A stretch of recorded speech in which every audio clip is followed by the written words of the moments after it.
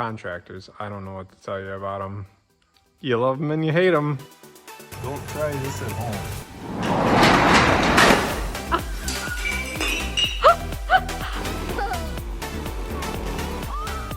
This is going on Rusty Judgment. Yeah.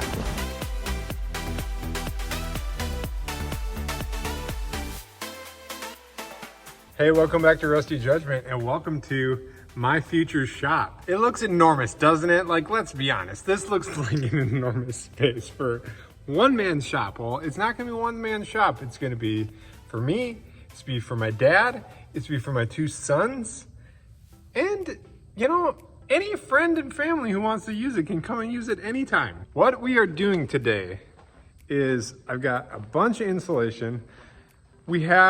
So let me recap what this building is. So this building, you see, we've got old poles from here up.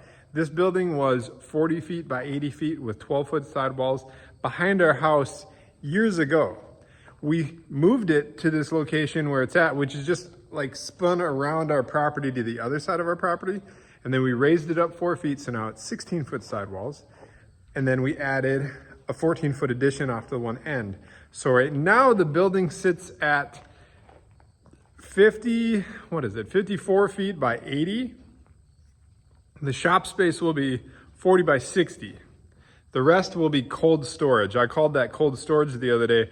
What cold storage to me and what we consider it as is it's non-insulated storage. So we live in Minnesota, so it's cold all the time, except for a couple months in the summer. It's headed towards cold right now. So cold storage to us is indoor, non-insulated, non-heated, non-cooled storage. So cold storage on this whole one side, and then cold storage in the back over here, which you can kind of see from here beyond. It's 40 by 20 back there of cold storage. And then the whole addition side of the building is also cold storage. I put floor drains in. The concrete guys are gonna come out in the morning. They were out here today and said that as soon as I get the drain in here, they can do all the final grading. And then they'll pack all the dirt and all like the floor material and get everything set, get the drains set. I've got drains to go in. They're gonna get those set.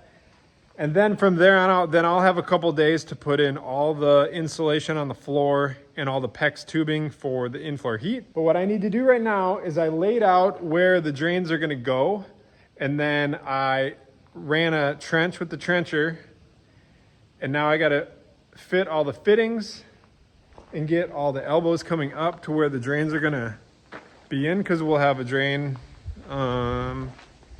So here's the small garage door. We'll have a drain right in the middle of that one. We'll have a drain right in the middle of the bigger one. And then over here by the wall over here, I'm gonna put a clean out in case it ever gets plugged up or cleaned up. I can go back in and snake the drain out. And then I'm also gonna put a standpipe up there so that we can do a drain for a wash tub. So it's about 5:30. I've got a bunch of work to do yet. It should come together pretty quick now. I bought the wrong materials twice. I've been to and from the store a bunch today, but I'm gonna get to work and I will show you all this before I get it buried. All right, I have succeeded. I have all of the plumbing, all the drains in and glued down. This drain here is gonna come up. I'm just leaving it that tall for now, but it'll get shrunk down and then elbowed out to a sink right here. This one I'm gonna leave just high for now. That is gonna be a clean out. And then I just capped the end of the pipe, which I'm gonna tie into this tie line that I ran a couple years ago. So once I get everything backfilled here, I'll end up shoveling this whole area out and then routing that tile line into the end of this pipe so that the water can drain through the tile line. I think it looks fantastic. I have all the correct slopage on the pipes. So in the center of the garage doors, so you'll drive in the wintertime, you'll park a vehicle here. It will thaw out, which is a rare thing for us to get to do in Minnesota. It'll thaw out and then everything that melts will run down into the drain underneath the vehicle, into the ground and out and gone, and you'll never see it again. Both garage doors have floor drains. This will be like kind of the utility room of the shop. But anyway, I'm getting distracted talking about just the nitty gritty of the shop. What we are doing today is we are gonna put down all the in-floor insulation and tubing and everything, getting ready for concrete, because the concrete guys are scheduled to come out and pour this floor later this week. So I got a lot of work to do today. We also had a little mishap last week. It hasn't rained in Minnesota in like forever. Like, this has been the driest summer we've ever had.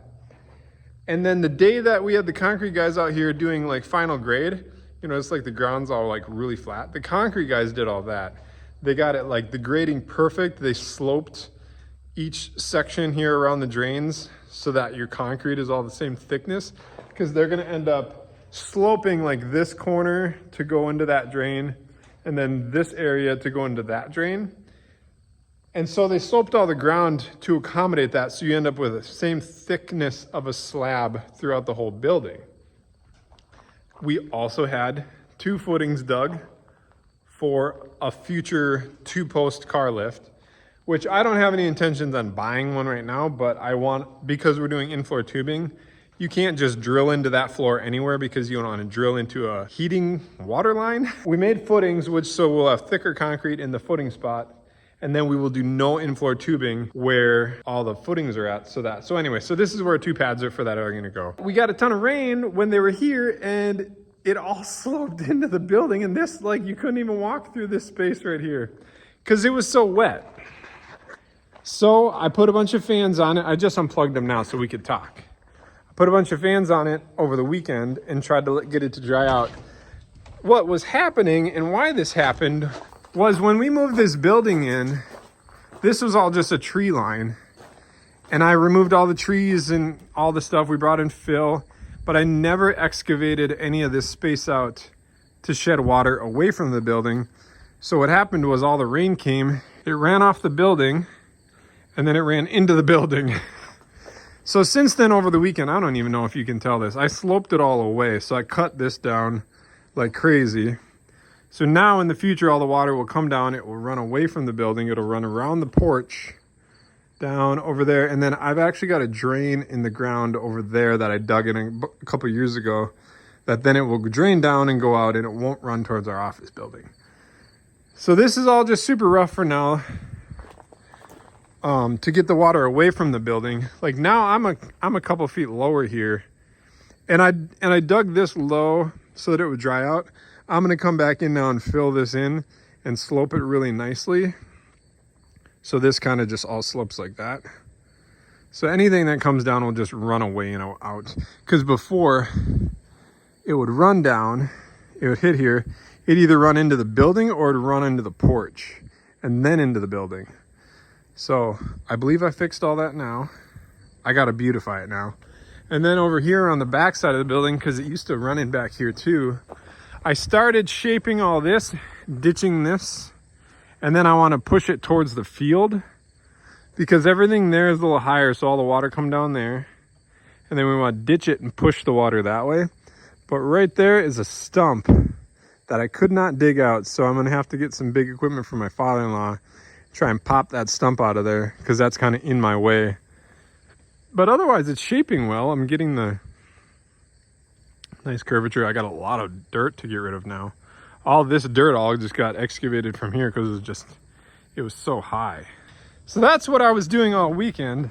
And now today we get to do in-floor tubing stuff so that the concrete guys can come out this week and pour the most beautiful floor I've ever seen in my life. I hope this goes smoothly. I haven't done this in 5 years. I had the kids come out here and help me lay down foam. Got a little bit left to go. And then I'll tape all the joints. And then we get to start putting down all the in-floor tubing so we can be ready for concrete, guys. Well, this took so much longer than I was planning on. I have all the foam down, all the joints taped, and it's all ready to go for tubing now. I pulled all the tubing, all this tubing out of the back of a pickup that I bought this all like 2 years ago.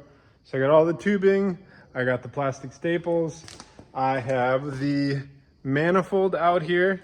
Now I'm going to install the manifold on the imaginary wall here and get everything ready so that I can start running tubing. But this is like, I don't know, even it just being pink foam on the floor is really exciting. I'm super excited for a shop. I don't know if anyone can tell that. Welcome back. It has been 2 days. I spent all day yesterday putting down all the tubing. So the entire floor has all the in-floor tubing down. I got it all connected to the manifold down here. So if you don't understand what I'm doing, I'm putting in-floor heat in my shop. And in-floor heat, what it does is you have a boiler system that will be mounted up here that will heat up the water, and it will pump warm water through all of these tubes. Also then will flow warm water through the floor of my shop, and we're insulating the bottom underneath so that it directs all the heat upward. And then what it also does is it keeps it so that otherwise, if there's no insulation underneath, you're just heating the ground underneath your concrete, and then it's gonna go in all directions. So it would be super inefficient, and you would lose just a ton of your heat. So you insulate underneath so that it holds the heat. It doesn't like lose it all in the frozen ground. And then it takes all the heat and it radiates up the slab. So it heats up the whole concrete slab. And then that heat radiates up into the building. And then that's what heats the building. That is the same setup that I did in our office building next door to this building. And that building is wonderful in the wintertime. So we are doing it round 2 to this one. This one's a lot bigger of a system than the office building because the office building is a much smaller building. I need one more for this guy to be able to run it. And then I can connect to this last one to the fitting here. And then I've got to put some caps on the end, some valves. And then I can finalize like hooking up all the tubing. Then I will pressurize the system just with air, make sure there's no leaks. And then the concrete guys, I've already talked to them. They can come out now and they can put all the rebar down. They will put rebar every 1 foot, 1 foot the whole way and then 1 foot the whole way. I think that's how much. That sounds like a lot of rebar. Maybe it's 2 feet. Anyway, we'll find out. Tom's wrong about a lot of things, but I know they're coming back out to put rebar down. Once they're done putting rebar down, I'm pretty sure we're ready to pour concrete. When they pour the concrete, the whole system has to be pressurized. So I will have gauges on the manifold here. This thing is called a manifold. I will have gauges on that, making sure that we have the correct amount of air pressure in all the tubing, because you don't want to puncture a tube because that would be bad. You don't want to have a leaky system because that won't work well. You pressurize it also so that the lines don't collapse and all that stuff, which I'm pretty sure the lines wouldn't collapse, but I just know you pressurize it. So I will get all set up to do that and then bring you guys back a little later. Probably once some rebar's done and we're moving along a little further. That'll probably be a few days yet. For those who are curious about this setup, so it is 1/2-inch water lines every foot. So there are some spots where it's not actually a foot. I made all my zones. I ran all the tubing yesterday. I actually had to finish last night in the dark, so I pulled my pickup up and shined the lights inside here because it was pitch dark in here.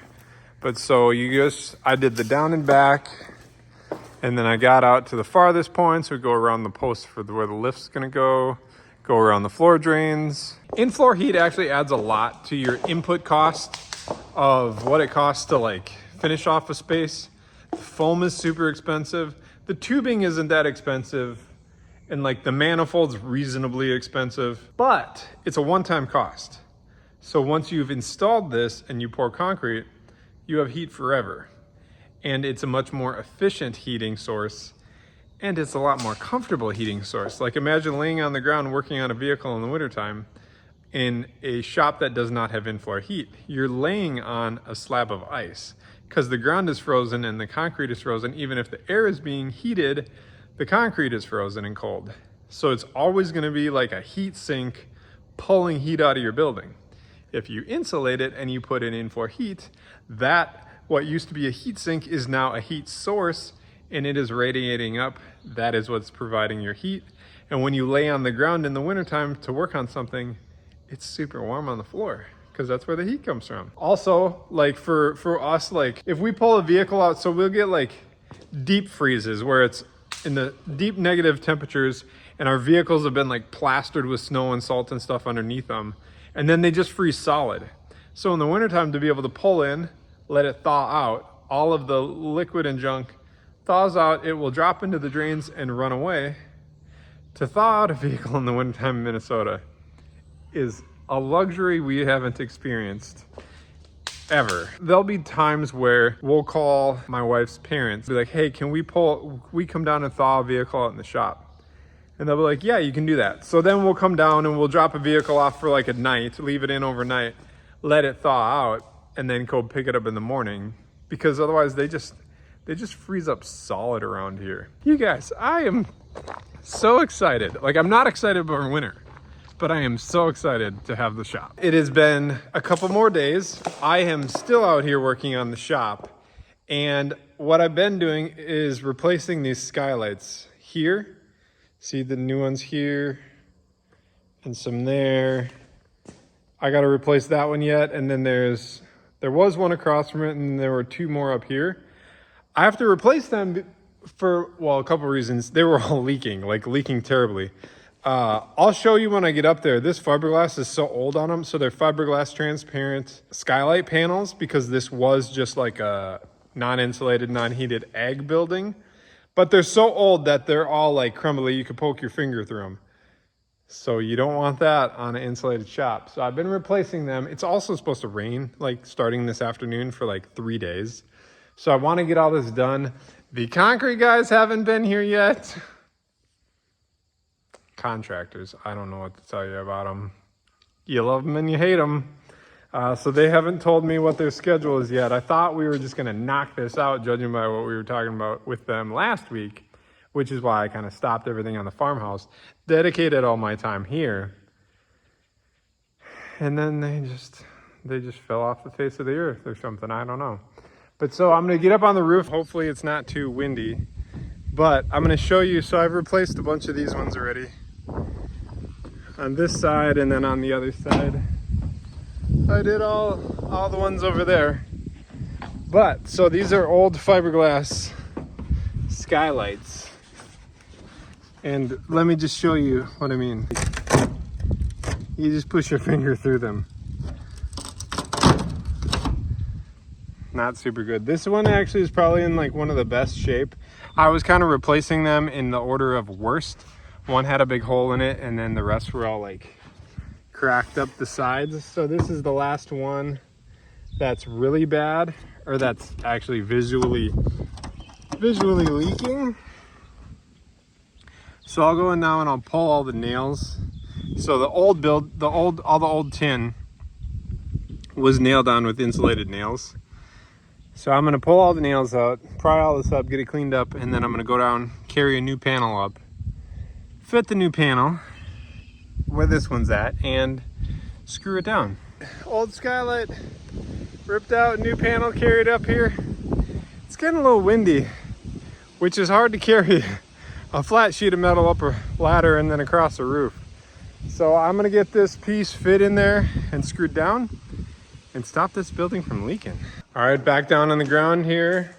Skylights are all repaired, replaced by regular tin. Now I gotta get the leaf blower out and blow all this junk off of here so that it's cleanish for the concrete guys. They still haven't given me a schedule. So again, I dropped everything I was doing so that, because they're like, hey, get this stuff done and we'll come out and get it poured this week.